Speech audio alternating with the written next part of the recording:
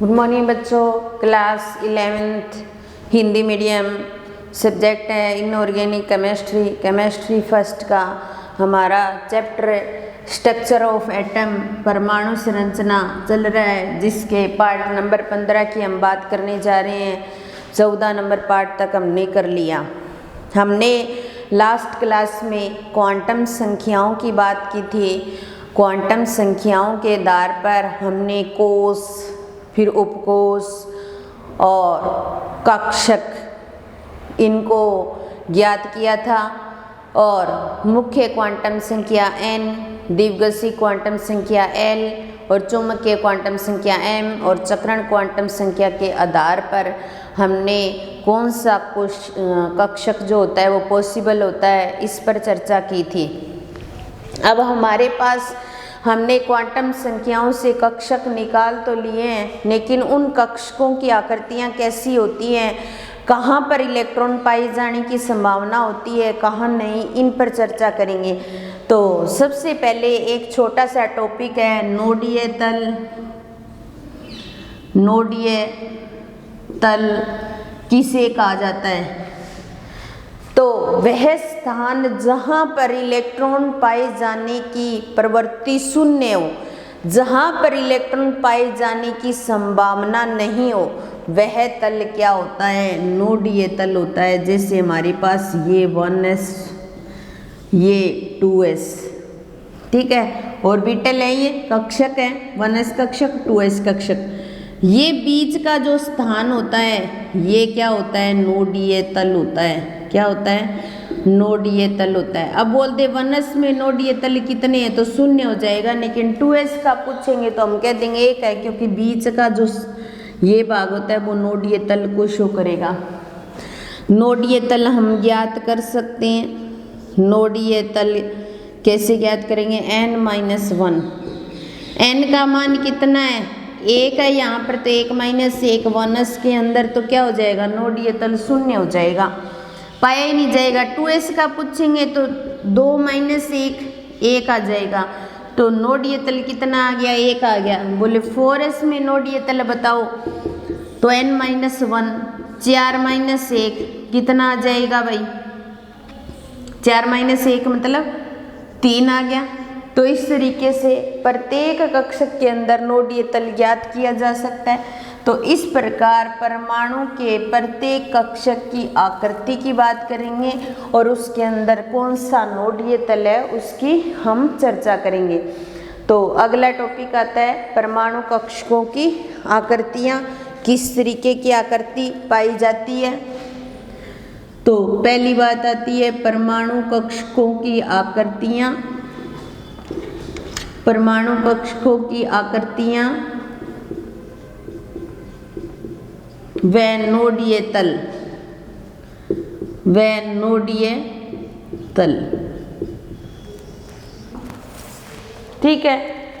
सबसे पहले हम S कक्षक की बात करते हैं।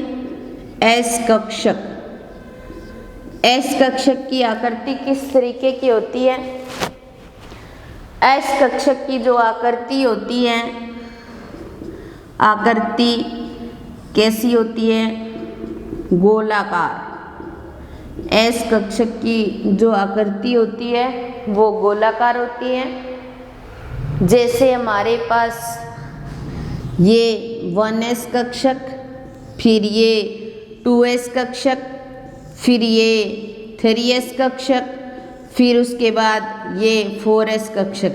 1s कक्षक में कोई नोडीय तल नहीं है, 2s में एक नोडीय तल हो जाएगा, 3s में फिर एक और हो जाएगा, 4s में फिर एक और हो जाएगा। तो इस तरीके से हम नोडीय तल निकाल सकते हैं जहाँ पर इलेक्ट्रॉन पाए जाने की संभावना शून्य होती है। तो 1s कक्षक में, 1s कक्षक में कोई नोडीय तल नहीं पाया जाता।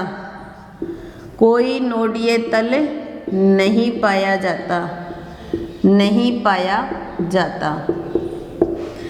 जितने भी S कक्षक होते हैं, S कक्षक की आकृति तो क्या होती है? गोलाकार होती है। जितने भी S कक्षकों की आकृति तो क्या होती है? गोलाकार होती है, लेकिन आकार अलग अलग हो जाता है, आकार भिन्न भिन्न हो सकता है। क्यों? आकार तो बड़ा छोटा हो सकता है। अब ये 1s है जैसे, ठीक है, और ये 2s है, तो इनकी आकृति तो 1s की भी गोलाकार है और 2s की भी गोलाकार है, लेकिन आकार क्या हो गया? इसका छोटा आकार हो गया, इसका बड़ा आकार हो गया। इतनी बात समझ में आई। फिर उसके बाद में S कक्षक के लिए L का मान भी शून्य होता है और M का मान भी शून्य होता है, द्विघाषी क्वांटम संख्या और मुख्य क्वांटम संख्या। तो ये था हमारा S कक्षक। फिर उसके बाद में नेक्स्ट आता है P कक्षक। नेक्स्ट 2 नंबर आता है P कक्षक। P कक्षक, P कक्षक की जो आकृति होती है, आकृति की बात करें तो पहली बात तो P कक्षक जो होता है, P कक्षक P उपकोष में उपस्थित रहता है, P उपकोष में उपस्थित रहता है।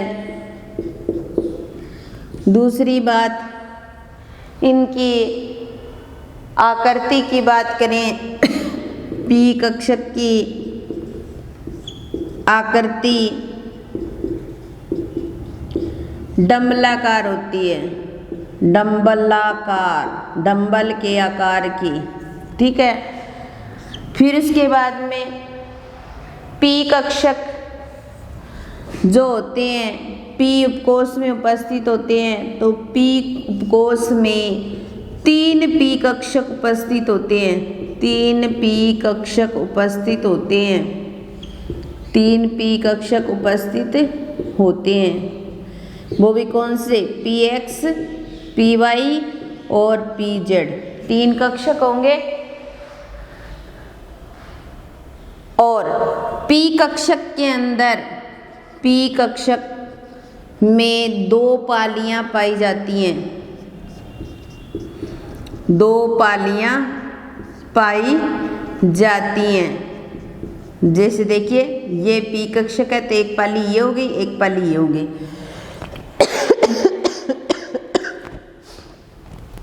और जो P कक्षक होता है, इन 2 पालियों के बीच में नोडल सतह भी प्रेजेंट होती है। P कक्षक के अंदर, P कक्षक के लिए, P उपकोष के लिए, P उपकोष के लिए L का मान 1 होता है, ठीक है। फिर P कक्षकों के लिए, P कक्षकों के लिए M का मान -1, 0 + 1 होता है। जैसे यहाँ पर ये Px और ये Py और ये Pz होता है, तो इसके लिए -1, 0 + 1। अब इनकी आकृति, जैसे Px कक्षक, Px कक्षक की आकृति किस प्रकार की होती है? तो ये x को शो कर रहा है, ये z को शो कर रहा है और ये y को शो कर रहा है। तो Px मतलब इसकी आकृति हमें इस प्रकार की मिलेगी, ये Px और इसका नोडीय तल, नोडीय तल क्या हो जाएगा? x पर तो पाई जा रही है डंबल, तो y और z, नोडीय तल क्या हो जाएगा? y और z हो जाएगा। P कक्षक के लिए नोडीय तल जो है वो y और z हो जाएगा, ठीक है। फिर दूसरा Py कक्षक, Py कक्षक जिसके लिए ये x, ये z और ये y, तो Py के लिए ये डंबल यहाँ बनेगा और इसके लिए नोडीय तल हो जाएगा Py को छोड़कर x और z है, तो x और जेड हो जाएगा। ठीक है, फिर उसके बाद में पी जेड कक्षक के लिए, पी जेड कक्षक के लिए ये बन जाएगा, ये पी जेड को शो कर रहा है, ये पी वाई को और ये पी एक्स को। तो बी पी जेड को छोड़कर नोड ये तल एक्स और वाई हो जाएगा। तो इस प्रकार पी कक्षक जो होते हैं वो पी उपकोष में उपस्थित रहते हैं। पी कक्षक की आकृति डंबलाकार होती है। पी उपकोष में 3 पी कक्षक P X, P Y, P Z होते हैं। पी कक्षक में 2 पालियां पाई जाती हैं। पी उपकोष के लिए L का मान 1 होता है। पी कक्षक के लिए M का मान -1, 0, +1 होता है, जिन्हें P X, P Y, P Z से शो किया जाता है। पी एक्स के लिए इसका मान -1, पी जेड के लिए 0 और पी वाई के लिए +1 होता है। पी कक्षक के लिए नोड ये तल वाई जेड हो जाएगा और डंबल जो है वो पी एक्स पर बनेगा और पी वाई के लिए डंबल वाई पर बनेगा और नोड ये तल जो एक्स जेड हो जाएगा और पी जेड के लिए डंबल पी जेड पर बनेगा और नोड ये तल हो जाएगा एक्स वाई। ये था पी कक्षक।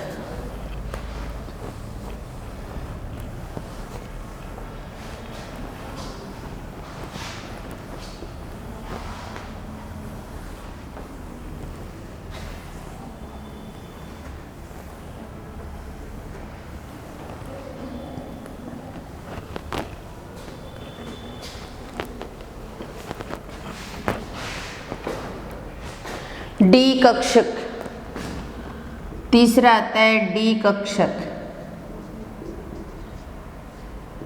डी कक्षक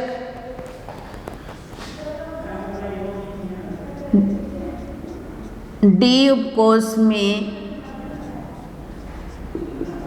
डी कक्षक उपस्थित होता है। डी उपकोष में डी कक्षक उपस्थित होता है। आकृति क्या हो जाएगी? द्विडंबलाकार। आकृति द्विडंबलाकार। डी कक्षक की आकृति कैसी हो जाएगी? द्विडंबलाकार। जो उपकोष है उसके अंदर 5 डी कक्षक पाए जाते हैं। डी उपकोष में 5 डी कक्षक पाए जाते हैं।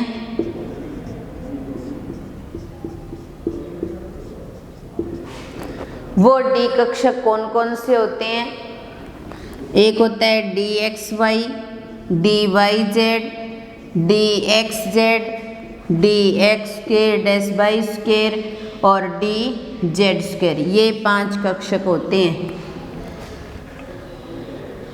अब देखिए डी कक्षक के लिए L का मान कितना होता है? 2 और M का मान होता है -2, -1, 0, +1, +2। ये मान पाए जाते हैं। तो डी उपकोष में डी कक्षक आकृति द्विडंबलाकार। डी उपकोष में 5 डी कक्षक पाए जाते हैं। D x y, d y z, d x z, d x square dash y square, d z square. और डी कक्षक के लिए L का मान 2 होता है और M का मान -2, -1, 0, +1, +2 ये पाए जाते हैं। फिर हम इनकी आकृति की बात करें तो आकृति की बात और साथ में ये भी बता देती हूँ कि 5 डी कक्षक के 5 डिब्बे इस प्रकार बनते हैं। ये डी जेड स्क्वायर होता है, डी एक्स वाई और डी एक्स जेड होता है और डी वाई जेड और d x square y square. इसके लिए -2, इसके लिए -1, 0, +1, +2 ये वैसे बता भी चुकी हूँ मैं। अब इनकी आकृति आकृति की बात करें तो सबसे पहले dxy, ये x और ये y, एक यहाँ बनेगी एक यहाँ बनेगी, तो ये आकृति होगी dxy। नोड ये तल z नहीं है तो xz और xyz बन जाएगा नोड ये तल, ठीक है। फिर उसके बाद में दूसरा आता है dyz, तो ये y और ये z, एक डंबल यहाँ बनेगा एक यहाँ बनेगा, तो dyz नोड ये तल बन जाएगा, x नहीं आया तो xy बन जाएगा और एक xz बन जाएगा। फिर उसके बाद में दो नोड ये तल पाए जा रहे हैं। तीसरा है dxz, ये x है और ये z है, ये मान लो z है, तो दो डंबल इस प्रकार बन जाएंगे, ये dxz को शो करेगा और इसका नोड ये तल जो है y नहीं आया तो xy बन जाएगा और एक बन जाएगा yz बन जाएगा।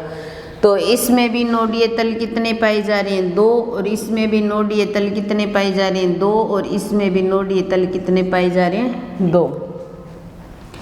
चौथा आता है dx² माइनस y², ये x और ये y, ये इस तरीके से डबल बनेंगे जिसको dx² y² से शो किया जाता है। इसमें नोड ये तल नहीं पाया जाता, इसमें नोड ये तल का मान क्या होता है? 0। क्या हो जाएगा? 0। फिर लास्ट है dz²,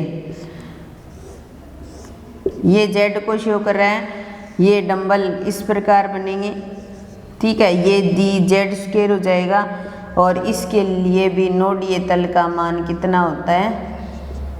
0 होता है। तो इस प्रकार D उपकोष में D कक्षक पाया जाता है। आकृति द्विडंबलाकार, D उपकोष में 5 D कक्षक, dxy, dyz, dxz, dx² minus y², dz²। D कक्षक के लिए L का मान 2 होता है, M का मान -2, -1, 0, +1, +2, और जिनको इस तरीके से शो किया जाता है dz² 0 होता है, x वालों का मान माइनस में और y वालों का मान प्लस में लिया जाता है। फिर उसके बाद में आकृति dxy की आकृति इस तरीके की, नोड ये तल xz yz, dyz के लिए नोड ये तल xy xz और dxz के लिए नोड ये तल xy और yz। दो नोड ये तल पाए जाते हैं। dx² माइनस y² के अंदर नोड ये तल 0 होता है और dz² में भी नोड ये तल 0 होता है। तो इसके साथ ही हमारा जो D परमाणु कक्षकों की आकृतियाँ और नोड ये तल समाप्त होता है टॉपिक, और नेक्स्ट क्लास में शायद हम चैप्टर भी पूरा कर लेंगे। इसके साथ ही आज की क्लास यही समाप्त करते हैं। धन्यवाद।